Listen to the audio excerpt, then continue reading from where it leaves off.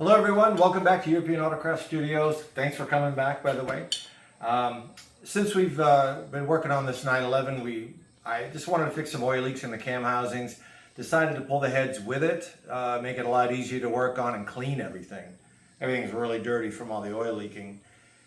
So once I had it apart, I'm like, well, I want to clean the heads too. I want to put them in the blasting machine, and this was the result. Nice clean cylinder head. I also had the valves out. I lapped the valves to make sure that the sealing surface was good and put new valve seals. Yeah, went a little overboard, but why not? It's real easy to do, and I want to show you how to do it. This was cylinder head number 1. This is number 2. If you have them in your hand, we could send them off and do a valve job. It really doesn't need it. It's relatively low mileage, but let's just clean it all up and freshen it up, and when we put it back in, we know we have a perfect engine, or as close to perfect as we can get. So I'm going to show you how to take it apart. We're going to clean it. We're going to put it all back together again in this video. Just one cylinder head. This happens to be like one of the most inexpensive valve tools you can get. So luckily I have that one. I have a couple others, but this one's easy to get and it's relatively inexpensive. First thing we have to do is smash it with a hammer, gently. We want to just break the bond between the wedge inside here where the keepers are for the valve. Just give it a little tap, or they will not break loose with just pushing force on it. So let's start with the intake valve. Oh yeah, you have the tool go in the right direction. It's important to keep this right around the right size. If not, it gets all twisted if it doesn't work. If we don't get it centered. So that's that. These are, I should have a magnet here. I try to be ready, but I'm never ready. These are keepers, valve keepers, and let's see here. What else we have? I don't want to drop anything because I'm really good at that. Gravity is not my friend. Okay, so there's the valve keepers, the retainer, inner and outer spring seat, and we have shims here. Let me grab a magnet.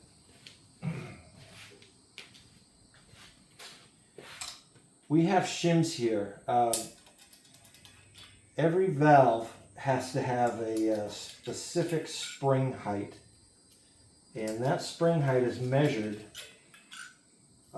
at the factory, or if you rebuild the heads. If we do a valve job, we have to readjust the spring height because the valve could be sitting deeper into the seat. But either way, we're not doing anything like that. So we're going to put the original shims, there's a whole bunch of them, original shims and all of that back together with the correct valve and the correct part of the head. And all of these will go in a little container here. Now, I'm so bad at organizing. I want to make sure that everything stays together when we go to put it back together. We're also going to blast these and map them. We're going to check the margins of the seat where it sits. Next, Mr. Exhaust Valve, or Mrs. Let's just say exhaust valve, to be safe. Keepers.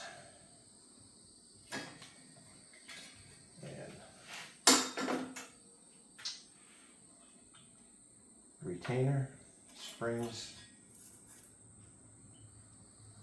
and then our shims. Spring seat. It's wet because I washed it with soap with a parts cleaner because it was kind of greasy. And I'm going to put it in the wet blasting machine. I don't want to get that all greasy. That's only for clean parts. Okay. Back together. Now I can't mix these up because the intake valve is always bigger than the exhaust valve. I can't mix that up. All right, we're going to remove the valve seals now. I'm glad we're replacing them because these are pretty hard. Over time, the heat, they just get harder and they don't seal so well anymore because when the intake valve opens, there's a vacuum to pull air into the port. It also draws air around the valve stem, so you can get oil in that way. This one you get a lot of oil burning. It's not usually the exhaust valve, it's the intake valve that sucks the oil in around it. So we got nice new valve seals. These are nice and soft. These are not so soft. So we're going to remove those. How? I used to have a real nice little slide hammer that you would clamp on and just pop them off, but that was a long time ago, and I don't know how many shops ago that was. So we're just going to gently work it so we don't damage the valve guide.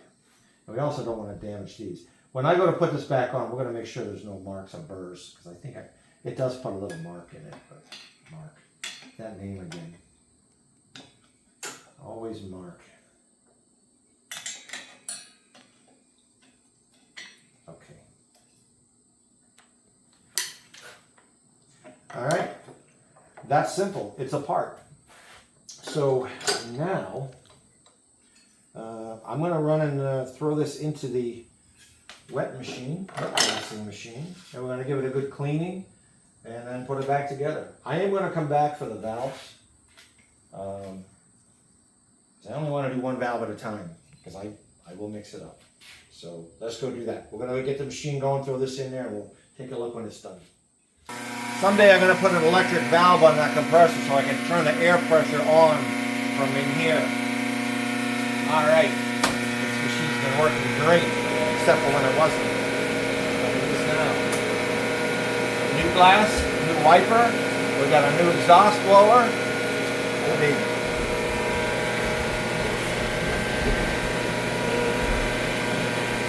Come on over.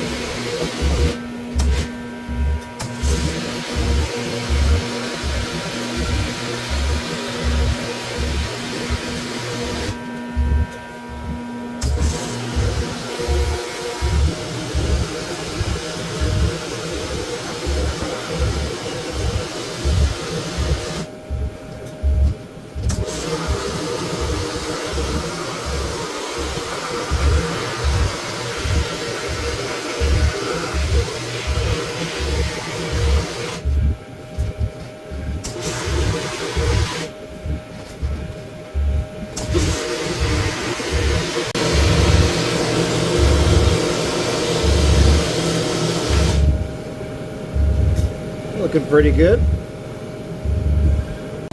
Yeah. I'll take it. Okay.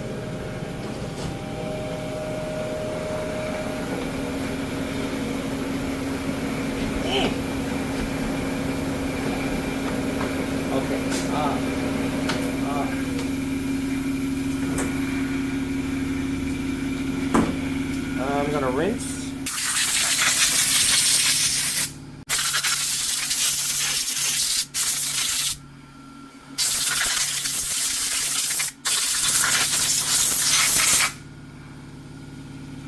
Okay, I'm going to grab the valve, one valve, and do that one. I guess I could have done a better job on that. I'm going to hit this one more time.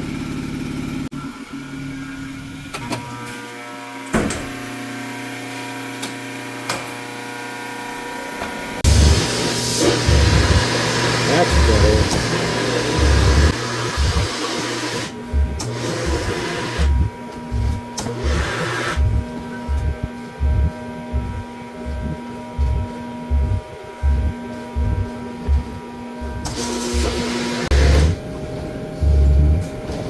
Okay, I think that looks good. There's actually a hose inside to rinse, but I have it doing something else, stirring up the sand underneath with its with its water spray, so I can't use that. Probably information you didn't need.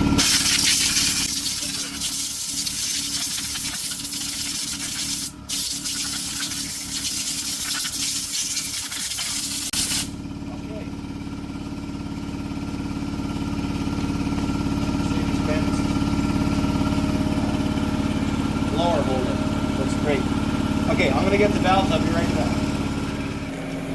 You stay.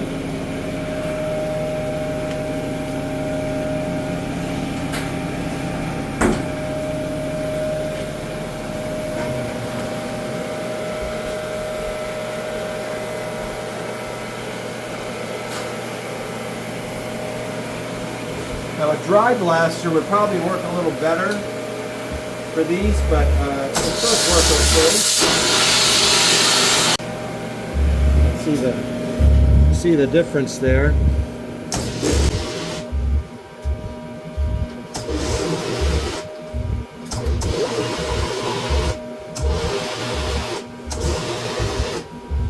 How are we looking?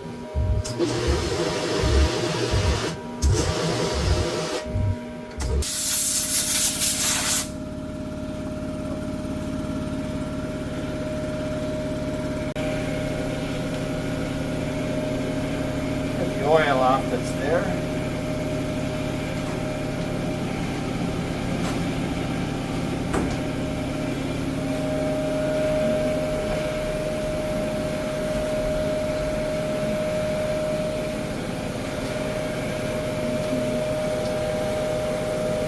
And blasty blasty.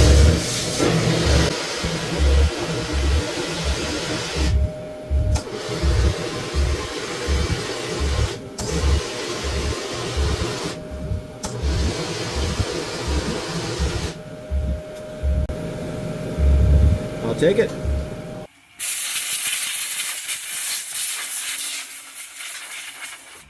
That's all I got left. Okay. Let's go lap some valves and reassemble this head and get ready to put on. So you notice we are using soft jaws so we don't damage any threads. You know what? I actually have to do it this way because I'm going to lap the valves with the head flat like this. Okay. So we'll start with the exhaust valve. Again, I'm keeping everything, all the shims and everything with this. So this came out good. If I look at the valve seat, I can see some pitting. That's pretty common for an exhaust valve. So I'm going to start with some coarse lapping compound. A little bit of oil. And let me get my lapping tools. Okay, I've got a wet rag. And that's just to keep the suction cup wet. And we're going to start with coarse. Of course. Put just a little bit. You don't need much.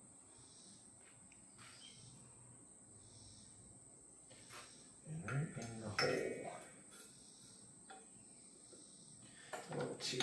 A little too low here. There we go.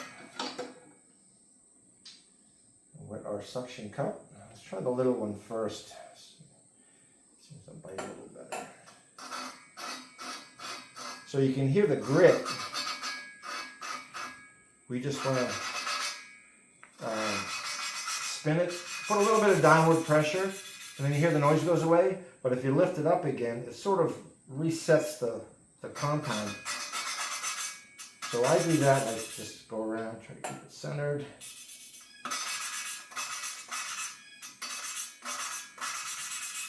And then keep changing the position of the valve so we don't stay in one spot and take too much off. You know, it really doesn't take anything off. It's very, very minute. So it's not like a big deal, but I like to see it go all the way around many times before I'm done. So now we can look at the valve and the seat and see how it's sitting, how they're actually making contact.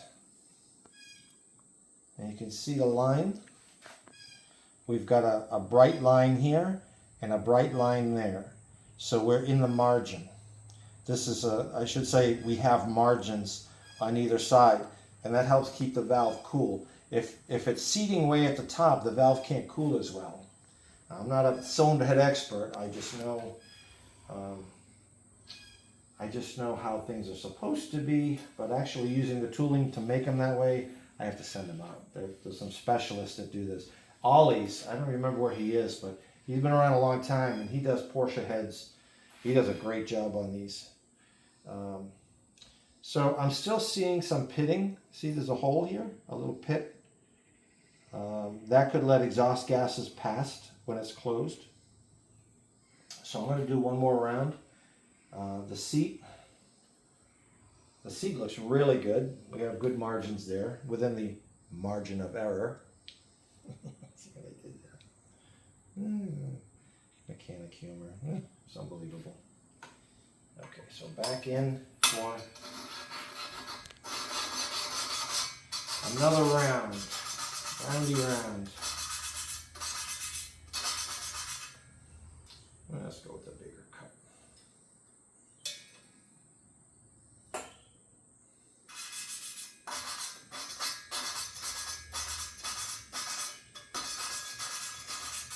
I don't have the air conditioner running in the shop, so a little warming here. But that's okay. The AC is a little noisy, and I'm doing it for you guys. Okay. So that's better. You can see a couple little flaws in it, but again, we're not doing a full valve job, and this is very acceptable the way it is. If we didn't do anything, the engine would still run perfectly fine. But I think this is going to give us a little bit of longevity, especially when everything is clean and all that caked up grease is gone. Because being air cooled, you don't want things caked on here that will sort of hinder the heat transfer from these fins. So it's important that we keep everything nice and clean. Especially if we have the opportunity while it's out, why not?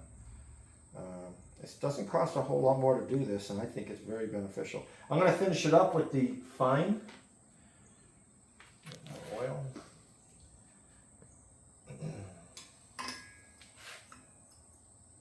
Yeah, and the valve wear, very little. We'll get another 150,000 out of this engine before it has to be anything done to it. Unless it leaks oil when I put it back together, it would be very disturbing.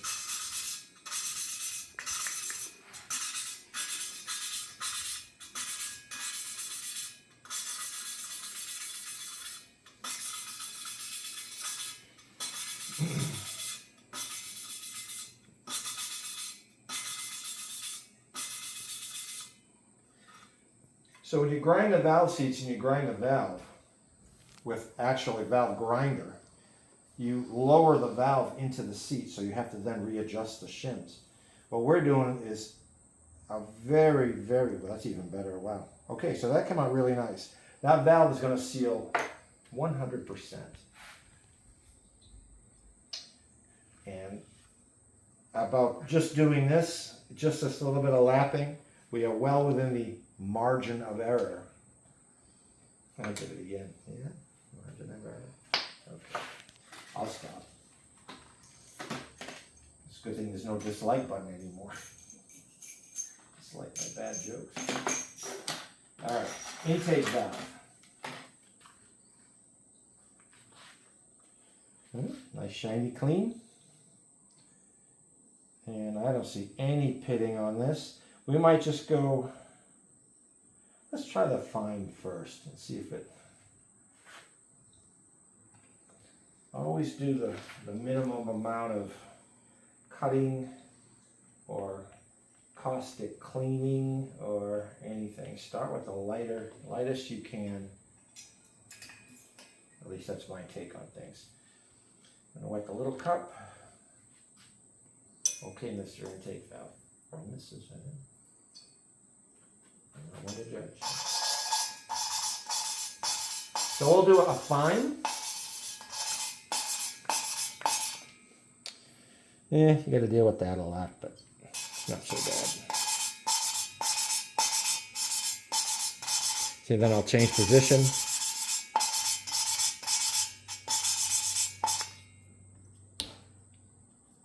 And let's see where we are.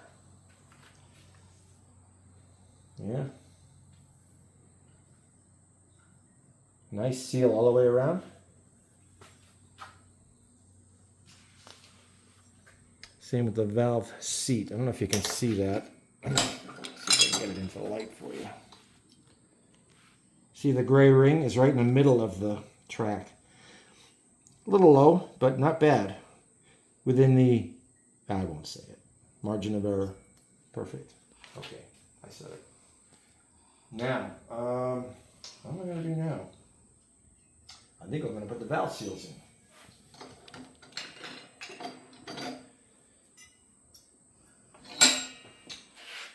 Let's do the intake first, since that valve is already in my hand, sort of. Make sure there's no residue.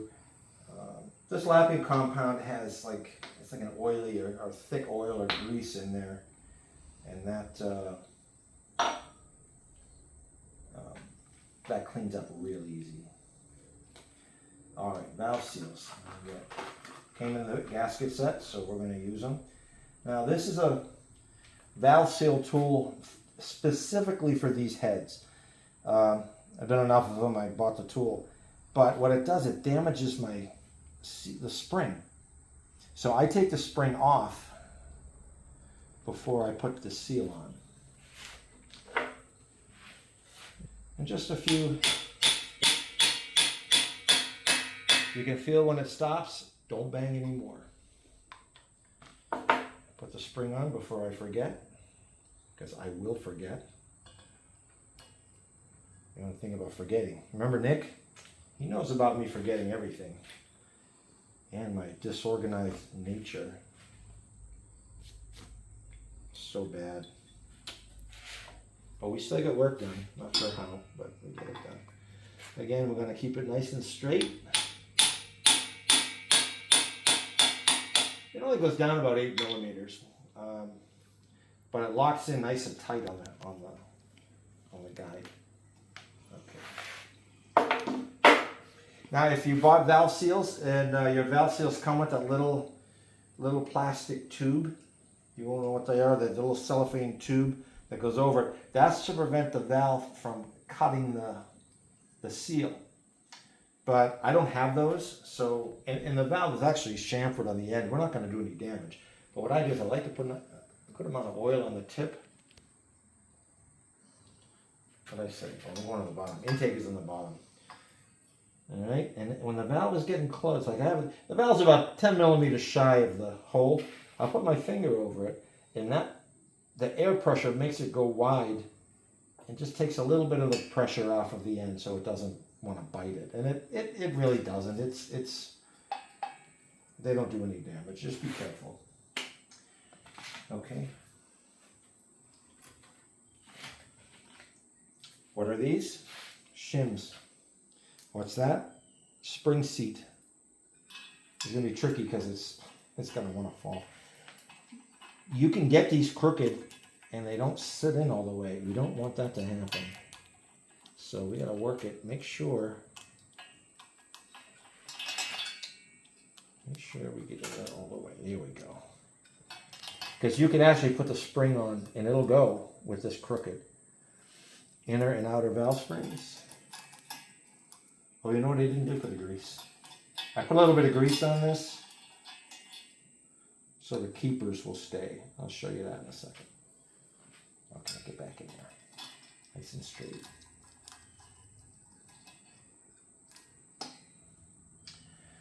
And retainer. We're in there good. Double check. Yeah, it looks good.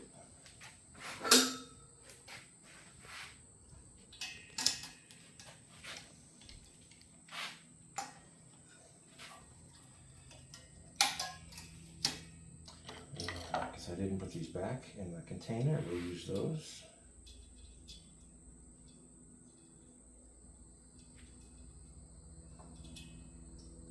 See, the grease will hold it there so it doesn't fall off while I'm trying to get this one.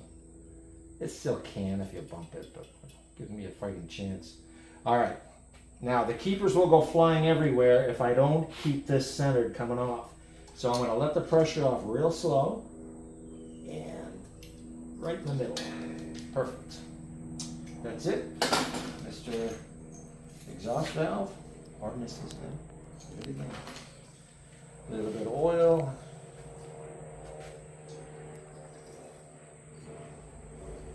Yeah, that's it. Spring shims, seat spring height. valve height springs, shims, seat, inner and outer springs, and the retainer and keepers are there. Again, got my grease. Nick would be laughing at me right now. He always laughed at me. Mr. Computer Whiz.